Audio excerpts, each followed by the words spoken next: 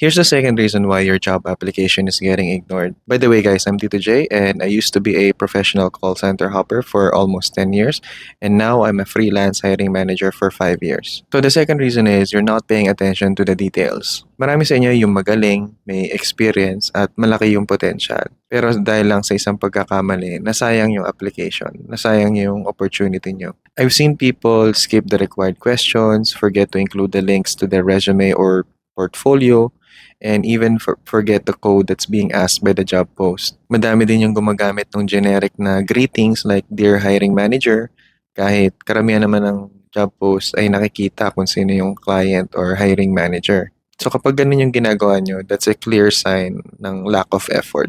But when I see someone na detail-oriented, yung sumusunod sa lahat ng instructions, tapos personalize yung message, and complete yung requirements. Kahit wala pang experience yan, I will take the time to review that application.